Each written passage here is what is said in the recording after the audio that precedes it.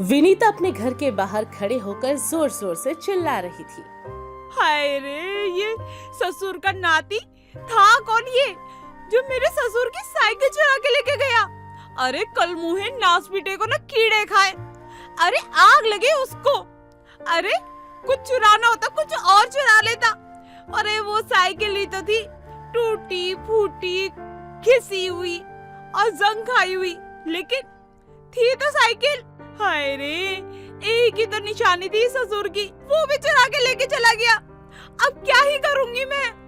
विनीता इसी तरह जोर जोर से चिल्ला रही होती है कि तभी ज्योति अपने घर से बाहर निकल कर आती है और विनीता से पूछती है, क्या बात हो गई विनीता बहन? क्यों सुबह सुबह ऐसे चिल्ला चिल्ला के अपना गला खराब करने पे लगी हो? बात क्या हो गई? अरे क्या बताओ ज्योति बहन, देखो ना कौन नास पीटा था जो मेरे ससुर की साइकिल उठा के लेके चला गया, वो भी घर के बाहर से। अरे बहन मुझे पता है वो पुरानी थी, जंग खाई हुई थी, टूटी फूटी कैसी भी थी, लेकिन ससुर की आखिरी निशानी थी। क्या करूं उसका मैं? गधे की औलाद होगी कोई जो चुरा के लेके गया साइकिल। पता चले वो ना गिर जाए कहीं जाकर, मैं तो ये कह रही हूँ, मेरी बद्दुआ है उसको। अच्छा वो साइकिल तो सही है ना। वैसे भी उस साइकिल को तो कबाड़ी वाला भी नहीं ले रहा था, तो अच्छा ही हुआ ना कि कोई चुरा के ले गया। तेरे वैसे भी किसी काम का नहीं था वो। अब परेशान मत हो तू। ज्योति ये बोलती है कि तभी विनीता की नजर उसकी साड़ी पर लगी हुई जंग पर जाती है और वो कहती है, अरे एक बात बता ज्योति बहन, ये तेरी साड़ी में जंग कैसा लगा हुआ है? तू तो घर का कोई काम नहीं करती, तू ना घर का कोई भी काम नहीं करती है। अरे तू तो पसरी रहती है हर टाइम, सारा का सारा काम तेरी बहू ही करती है, वो भी सुमन। मुझे ये जानना है तेरी साड़ी में वो जंग कैसे लगा हुआ है? क्या कहना चाहती हो तुम? मतलब साइकिल मैंने चुराई है? तुम्हारे कहने का ये मतलब है? मुझे कुछ और काम वाम नहीं है क्या जो मैं इतनी सड़ी सी साइकिल चुराऊंगी? मैं तो तुझे यहाँ पे सहानुभूति देने आई थी, लेकिन नहीं, तूने तो सारा इल्जाम मुझ पे ही थोप दिया। और हाँ सुन ले, आज के बाद ना मुझसे बात करने मत आइयो। बड़ी आई मुझे चोर कहने वाली। अरे बहन तुम नाराज क्यों होती हो? मैंने तो मजाक ही किया था, बस ऐसे ही बोल ही दिया था मैंने तुम्हें। अरे वो साइकिल ना घिसी पिटी थी, पुरानी ही थी। अरे उसकी वजह से हम दोनों क्यों लड़े? ज्योति भी अब विनीता की बात को नजरअंदाज करके अपने घर आ जाती है और सुमन उसे देखकर कहती है, माँ जी आप अपनी आदतों से कब बाज जाओगी? अब आपने पड़ोसियों का सामान चुराना बेचना भी शुरू कर दिया। जब मैं इस घर में नई नई आई थी तब आपने मेरी शादी का जोड़ा चुरा के बेच दिया था। तू तो जानती है ना सुमन बहू कि मुझे चोरी करने की कितनी अच्छी आदत है। जब तक मैं दिन में एक दो बार हाथ साफ ना कर लूँ ना, मेरे दिल को चैन नहीं मिलता। माँ जी किसी दिन बुरे फंसोगी, और बेकार में इन सब चीजों के बारे में मैं जानते हुए भी आपको कुछ नहीं कह रही। इस चक्कर में तो मैं भी जेल की चक्की पीसती नजर आऊंगी। अरे शुभ शुभ बोला कर बहू, ये अनाप शनाप मत बोला कर। और तुझे पता है वो साइकिल बेच के ना मुझे पूरे 50 रुपए मिले। सोच, आज एक काम करते हैं, इन पैसों से ना हम भेल खरीद के खाएंगे, मजा आएगा। माँ जी आप ही खाओ ये चोरी के पैसों से भेल, मुझे नहीं पता कहाँ फंस गई मैं। अरे बेटा लाख रुपए महीने कमाता है और माँ है कि चोरनी। हे भगवान।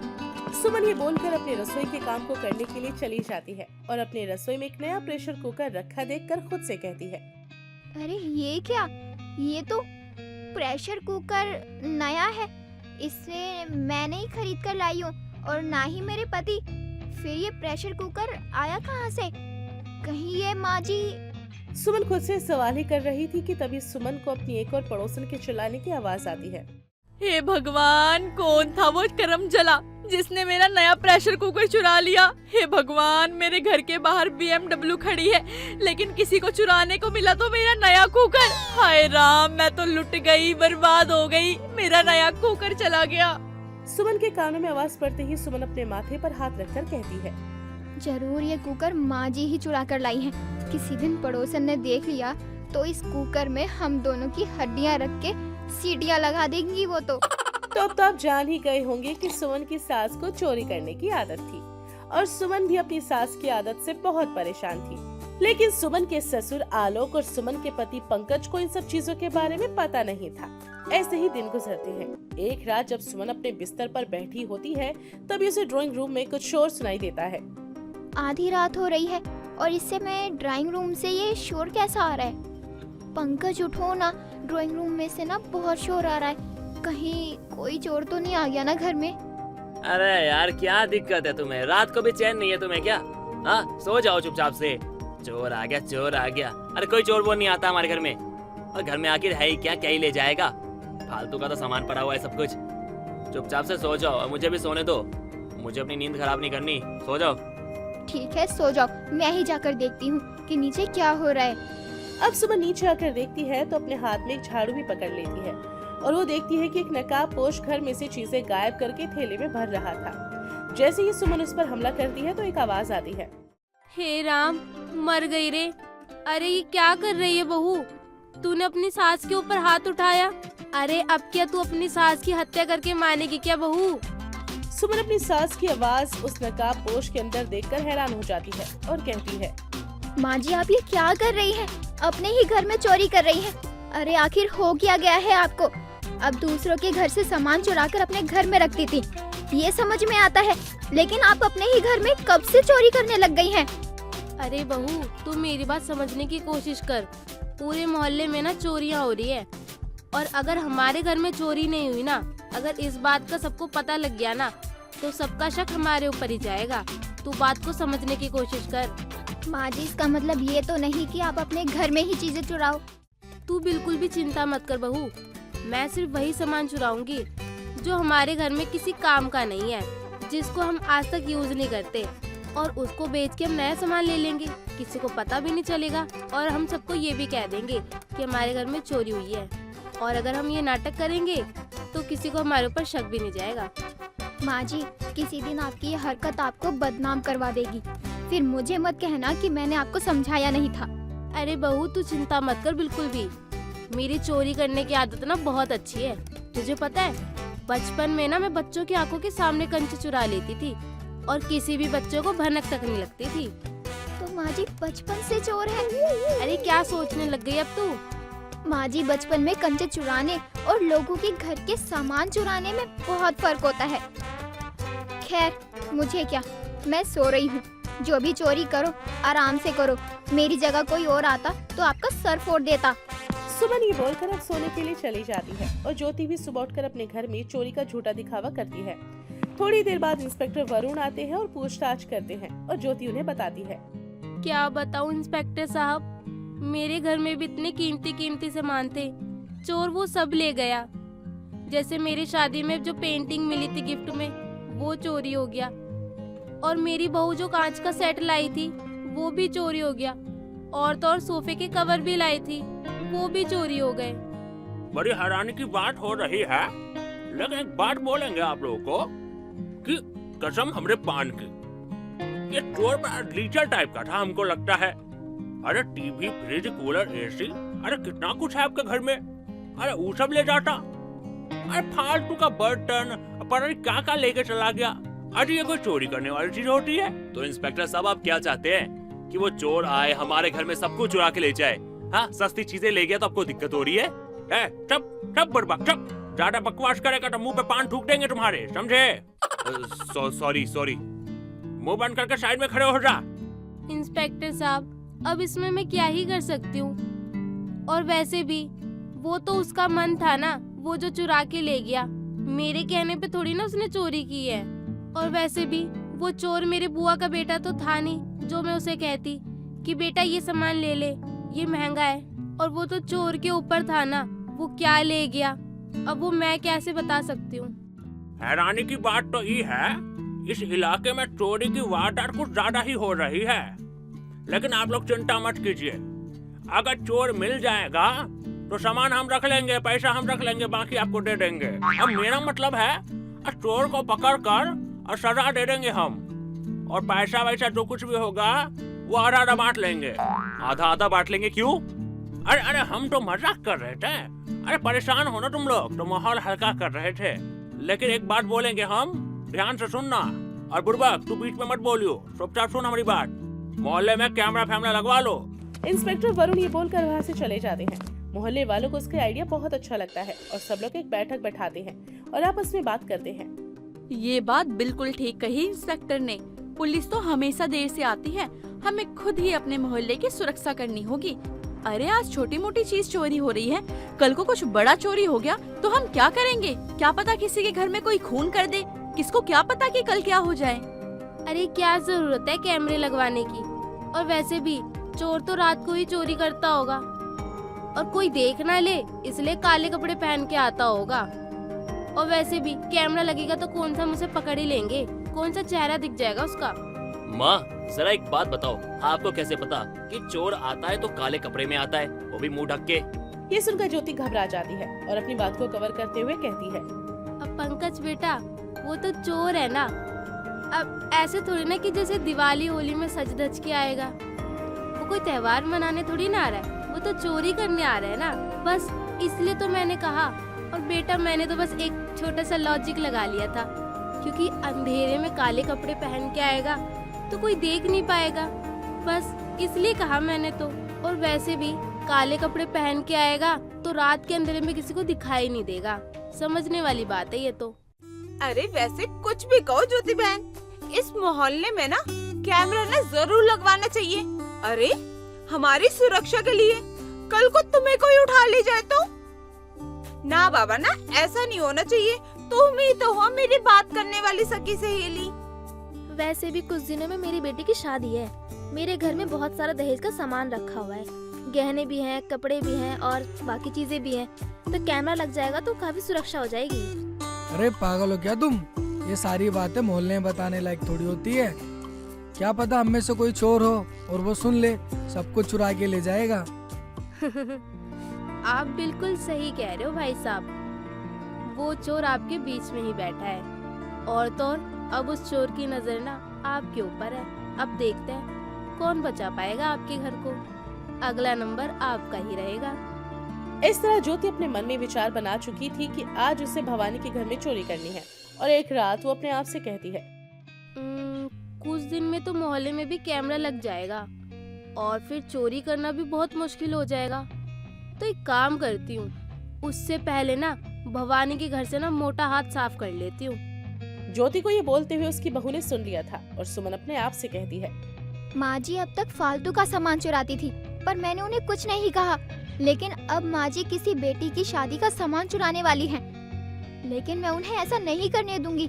माफ करना माँ जी, लेकिन एक बेटी का बाप अपनी बेटी के लिए कैसे दहेज को इकट्ठा करता है ना, ये सिर्फ एक बेटी और उसका बाप ही जानता है। और अगर उस दहेज को कोई चुरा ले तो उसके बाप के ऊपर क्या बीतती है ये आप नहीं समझ सकती। इसलिए मैं आपको भवानी के घर चोरी करने नहीं दूंगी।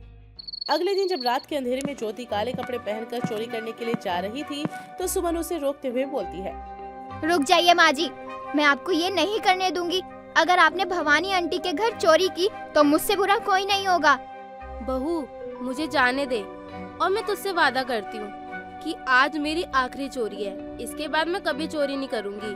और तुझे तो पता है ना कि कुछ दिनों में मोहल्ले में कैमरा लगने वाला है, इस वजह से आज मुझे जाने दे। नहीं माँ जी, मैं आपको चोरी करने नहीं दूंगी। सुमन ऐसा ही कहती है लेकिन ज्योति उसकी बात नहीं सुनती और चोरी करने के लिए चली जाती है। जिसके बाद सुमन ने कहा, माँ जी मुझे माफ कर देना, पर अब मेरे पास और कोई चारा नहीं है। अब माँ जी की सच्चाई सबके सामने लानी ही होगी। अब ज्योति जैसे ही चोरी करने के लिए जाती है कि तभी सुमन पंकज को जगा देती है और इंस्पेक्टर वरुण को भी कॉल करती है। जैसे ही वो दोनों मोहल्ले में आते हैं तो सुमन कहती है, माफ करना जो आधी रात को मैंने आप सब लोगों को परेशान किया। क्या बात है सुमन, तुमने हमें इस समय क्यों जगाया? और इंस्पेक्टर वरुण यहाँ क्या कर रहे हैं, वो भी इस समय? अरे सुमन जी, जरा एक बात बताइए, आपने हमको कॉल करके बताया था कि आपको चोरी करने वाले के बारे में सब कुछ पता है, तो बताइए कौन है वो चोर?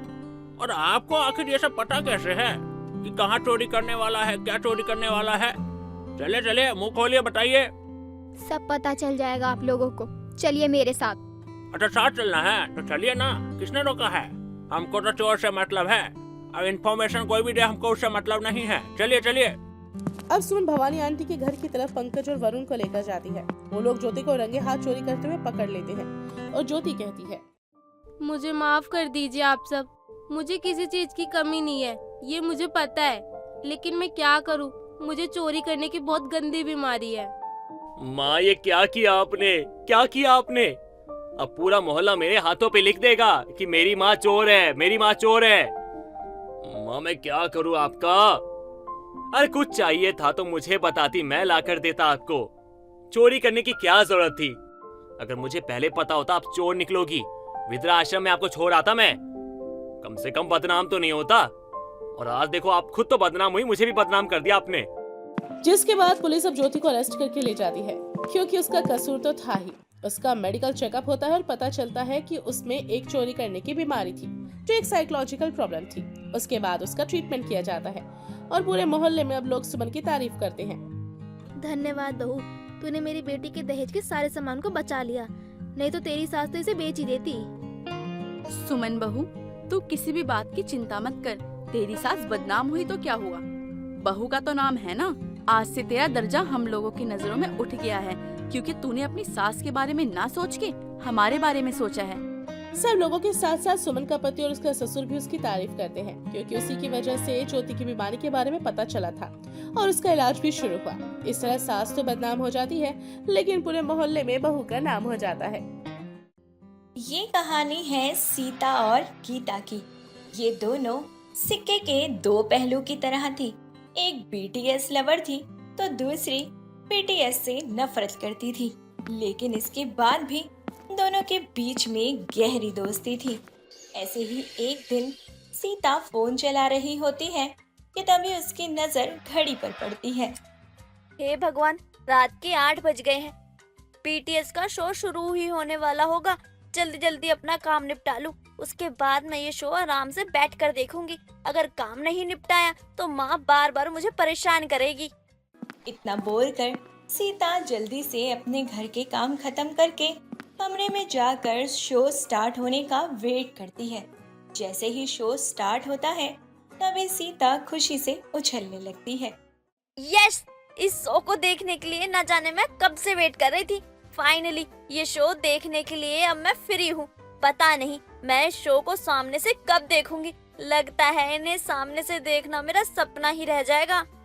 इतना बोलकर सीता शो में पूरी तरीके से डूब जाती है। रात के करीबन 10 बज गए थे और अभी भी वह फोन में बीटीएस का शो ही देख रही थी।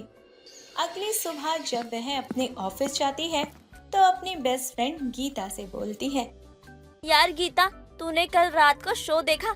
यार मैं तो जंगकुक की फैन हो गई। उसका डांस सच में वाव था। अगर वो मुझे रियल लाइफ में मिल गया ना तो कसम से मैं तो उससे शादी कर लूंगी। ओ मैडम, अपने सपनों से बाहर निकल तू यहाँ कोरिया में अपने जंगकुक के पास नहीं है, बल्कि इंडिया में ऑफिस के अंदर है। इसलिए वहाँ से बाहर निकल और अपने काम पे ध्यान दे, नहीं तो अगर यहाँ के ओनर आ गए ना तो तू देख लियो, तेरा कल्याण ही हो जाना है। गीता की बात सुनकर सीता अपने काम में ध्यान लगाती है। समय यूं ही गुजरता जाता है और समय के साथ सीता बीटीएस के पीछे पागल होती जाती है। ऐसे ही एक दिन गीता सीता के घर जाती है, जहां वह सीता को अपने फोन पर बीटीएस के वीडियो देखते हुए मिलती है। हे भगवान, सीता तो इन सबसे बाहर निकलेगी या नहीं? Aunty, aunty. अरे क्या हुआ गीता बेटा, तू इतना क्यों चिल्ला रही है? देखो आंटी, आप अपनी प्यारी और लाडली बेटी को देखो, ये कोरिया के पीछे पागल हो चुकी है। अरे इसकी शादी वगैरह करवाओ, नहीं तो ये कोरिया के पीछे सच में पागल हो जाएगी। कहीं ऐसा न हो कि इसे पागल खाने में एडमिट करवाना पड़े। हाँ बेटा, तू बिल्कुल सही कह रही है। इसकी उम्र भी हो गई है, एक अच्छा सा लड़का मिल जाए तो इसकी शादी करा दूं मैं। देखो माँ, अगर मेरी शादी करवानी है तो मैं पहले ही बता रही हूँ, लड़का दिखने में बिल्कुल जंगकुक की तरह होना चाहिए। हाँ, अगर नहीं मिला ना तो उसकी प्लास्टिक सर्जरी करवा के हम उसको वैसा ही बना देंगे। सुनीता की बात सुनकर सभी लोग हंसने लगते हैं। समय गुजरता जाता है और गुजरते समय के साथ गीता की शादी अरुण नाम के लड़के से हो जाती है। शादी के बाद गीता अपने ससुराल की जिम्मेदारियों को बखूबी संभालती है। ऐसे ही एक दिन सीता गीता के ससुराल जाती है, जहाँ उसकी टक्कर उसके देवर वरुण से होती है। एक्सक्यूज मी मिस्टर, आपकी आंखों की जगह बटन लगे हुए हैं क्या, जो सामने से इतनी सुंदर लड़की दिखाई नहीं दी आपको? अच्छा मैडम, ये बटन नहीं आंखें ही हैं। लगता है आपकी आंखों पर पट्टी बंधी हुई है, तभी आपको इतना हट्टा कट्टा हैंडसम नौजवान दिखाई नहीं दे रहा। अगर तुम्हें हट्टा खट्टा और स्मार्ट कहेंगे तो मेरे जंकू को क्या कहेंगे? बेवकूफ, खुद की बॉडी को खुद ही शेमिंग कर रहा है। सीता और वरुण की बहस चल रही होती है कि तभी वहाँ गीता आती है और उन दोनों को लड़ते झगड़ते देख बोलती है। अरे अरे, तुम दोनों ऐसे झगड़ क्यों रहे हो? पता नहीं यार, तेरे घर में ये पागल आदमी कौन है? मैं तो अपने फोन में अपने जंकू को देखते हुए आ रही थी, लेकिन पता नहीं ये कौन है जिसको मैं नहीं दिखी। सुंदर लड़की देखी नहीं कि आ गई टक्कर मारने। ओ हेलो, तुम कोई सुंदर लड़की नहीं हो। और भाभी ये है कौन? इतनी बदतमीजी से बात कर रही है हमसे। छी गीता, ये तेरा देवर है। मुझे नहीं पता था कि तेरा देवर इतना घटिया होगा। ओ, घटिया किसे कहा तुमने? तुम्हें कहा, और किसे कहा? अच्छा, तो जैसे तुम अपने फोन में जंकुक को देखती आ रही हो ना, वैसे ही मैं जिमिन को देख रहा हूँ। जिमिन का नाम सुनते ही सीता के चेहरे पर खुशी झलक जाती है और वो खुशी से वरुण से कहती है। क्या कहा तुमने? जिमिन, ये तो बीटीएस आर्मी में है, इसका मतलब तुम भी बीटीएस लवर हो? अरे और क्या, बीटीएस का एक भी शो मिस नहीं करता। अभी पिछला शो 1 बजे तक चला था रात के, पूरा देखा था मैंने। हाँ, मैंने भी देखा था। कितनी कमाल की बात है ना, हमारी टक्कर हुई भी तो कैसे। वैसे गीता, तेरा देवर बहुत अच्छा है। लो, हो गया कल्याण। राम लगाए जोड़ी, एक अंधा और दूसरा कोड़ी, दोनों ही यहाँ पे बीटीएस लवर हैं। तू चुप कर, अब मुझे तुझसे नहीं वरुण से मिलना है। क्यों वरुण, दोस्त है ना अब हम? हाँ बिल्कुल। सीता अपना हाथ दोस्ती के लिए आगे बढ़ाती है और वरुण उसे दोस्ती कर लेता है। कुछ समय यूं ही गुजरता है। गुजरते समय के साथ दोनों की दोस्ती प्यार में बदल जाती है और बहुत ही जल्दी सीता और वरुण की शादी हो जाती है। सीता गीता अब बेस्ट फ्रेंड के साथ देवरानी जेठानी बन चुकी थी। समय अच्छा गुजर रहा था। गुजरते समय के साथ वरुण और सीता गीता और अरुण को भी बीटीएस लवर बना देते हैं। ऐसे ही एक दिन सीता गीता अपने ससुराल में काम कर रही होती है, तभी वहाँ वरुण और अरुण टिकट लेकर आते हैं। सीता, तुम्हारे लिए एक बड़ा सरप्राइज है, देखोगी ना तो खुश हो जाओगी। अच्छा, और वो क्या है? अरे इमेजिन करो क्या हो सकता है। तुम मुझे बाहर डिनर के लिए ले जा रहे हो, राइट? सीता की बात सुनकर वरुण उसे आंखें बंद करने के लिए कहता है और जैसे ही सीता अपनी आंखें बंद करके दोनों हाथ आगे करती है, वैसे ही वरुण उसके हाथों में बीटीएस के कॉन्सर्ट के टिकट रख देता है। तो वहीं अरुण गीता के हाथ में टिकट रख देता है। देखो, मैं तुम्हारे लिए कितना बड़ा सरप्राइज लेकर आया हूँ। वो लोग इंडिया आ रहे हैं, वो भी लाइव। हम लोग साथ में जाके उनको देखेंगे, वो भी रात के 9 बजे। जाओ जाओ, जल्दी से तैयार हो जाओ। अरुण जी, मैं बहुत खुश हूँ। मतलब आपने बहुत अच्छा सरप्राइज दिया है मुझे। पहले तो मैं बीटीएस के खिलाफ थी, लेकिन जब से मेरी बेस्ट फ्रेंड मेरी देवरानी बनी है ना, तो उसने मुझे फैन बना दिया और मेरे देवर जी ने आपको। अब हम दोनों भी बीटीएस लवर हैं। अरे हाँ हाँ, अब ज्यादा समय बर्बाद मत करो, जाओ तैयार हो जाओ। और हाँ, माँ को खाना दे देना। सीता और गीता आज दोनों ही बहुत खुश थे, क्योंकि आज वो अपनी लाइफ में फर्स्ट टाइम लाइव बीटीएस का शो देखने जा रहे थे। वो सभी फटाफट से सारा काम खत्म करते हैं और अपनी सास को खाना खिला देते हैं और अपने अपने पति के साथ बीटीएस का शो देखने के लिए निकल जाते हैं।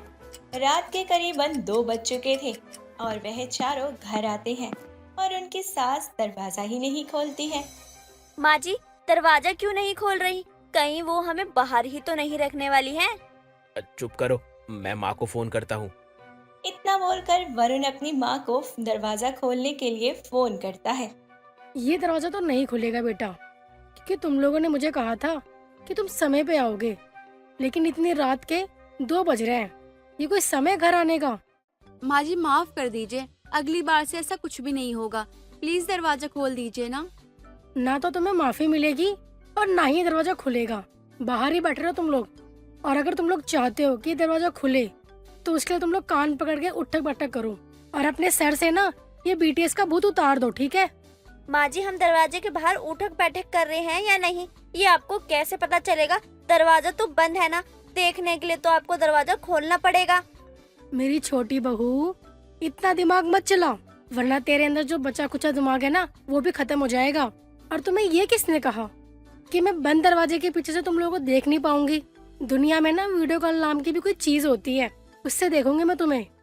इतना बोलकर उनकी सास वरुण के फोन पर वीडियो कॉल करती है और इस तरह वो चारों वीडियो कॉल पर बाहर दरवाजे के उठक बैठक लगाते रहते हैं। अनीशा की ननंद अंजलि में बहुत ही सारा घमंड था, क्योंकि अंजलि दिखने में बहुत खूबसूरत थी और अनीशा दिखने में काली और बदसूरत थी। अंजलि आए दिन अपनी भाभी को नीचा दिखाने की कोशिश किया करती थी। एक बार की बात है, अंजलि अपने घर पर अपनी दोस्त नेहा को लेकर आती है। तभी अंजलि नेहा को अपना घर दिखाती है और कहती है, नेहा देख, मेरा घर कितना ब्यूटीफुल है। जिस तरह से मैं ब्यूटीफुल हूँ, ठीक उसी तरह से मेरा घर भी ब्यूटीफुल है। बहुत सारा पैसा खर्च हुआ है इस घर को बनाने में। जिस तरह से मैं अपनी ब्यूटी को बनाए रखने के लिए पैसा खर्च करती हूँ, ठीक उसी तरह से मेरे घर वाले मेरे घर को सुंदर रखने के लिए पैसा खर्च करते हैं। अरे वाह अंजलि, तेरा घर तो बहुत ही सुंदर है। घर देखकर तो ऐसा लग रहा है कि घर के मेंबर भी बहुत ही अच्छे होंगे। घर देखते देखते नेहा की नजर अनीशा पर जाती है। अनीशा को देखकर नेहा अजीब सा मुंह बना लेती है और अंजलि से कहती है, ले अंजलि, घर तो इतना सुंदर है और लेकिन तभी भी तूने कंजूसी कर दी है।